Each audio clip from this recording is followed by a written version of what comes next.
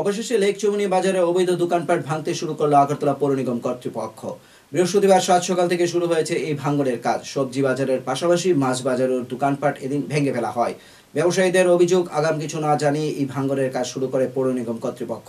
বৃহস্পতিবার সকালে ব্যবসা করার উদ্দেশ্যে তারা বাজারে এসে দেখেন তাদের দোকানপাট ভেঙে গুড়িয়ে ফেলা হয়েছে। আগরতলা পৌর নিগম কর্তৃপক্ষ এই ধরনের উচ্ছেদ অভিযান তীব্র প্রতিবাদ জানান তারা। এদিন হতাশাগ্রস্ত ব্যবসায়ীদের অনেকেই বিকল্প ব্যবস্থা করে দেওয়ার দাবি উত্থাপন করেন।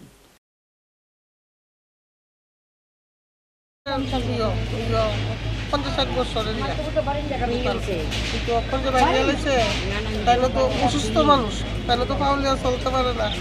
অসুস্থ মানুষ, আমিও অসুস্থ মানুষ। আমরা মানে কি করে খাবো, কেমনে বাঁচবো আমরা, কি করে খাবো, কেমনে বাঁচবো? তাহলে তো চলতে ফিরতে পারে না।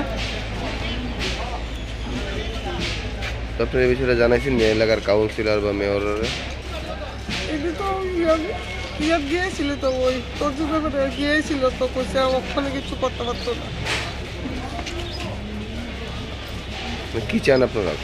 আমরা তো অনেক দোকান শেষ হয়ে থাকে, আমরা কেমনে চলুন, আমরা তো দোকান ধরে চাই, আমরা কেমনে বাঁচুন, আমরা কি করে বাঁচুন, কেমনে খাবো? তাই না তো ওদের না, ওজন মানুষ পাউলিয়া চলতে পারে না, কিছু না। যে অবস্থা দাদা জানেন, আমার যে অবস্থা, আমি কেমনি চলো, আমি অবস্থা খুব খারাপ। আচ্ছা জানে বেঙ্গলিতে কি করবো তোমরা? আমরা কি করব, আমরা তো আর কিছু করেন না, এইভাবে না পেয়ে অবশ্যই আমরা বেঙ্গল দোকান। তোমরা কি সময় দিছ না? আমরা তো জায়গা দিচ্ছে না। আচ্ছা, তো জায়গা দেওয়া উচিত ছিল, এটা বানটাছি আরেকটা জায়গা দিয়ে বলে তোমরা এখানে বইয়া করো, আমরা এটা সংস্কার করতেছি, এরকম তো কিছু করছে না।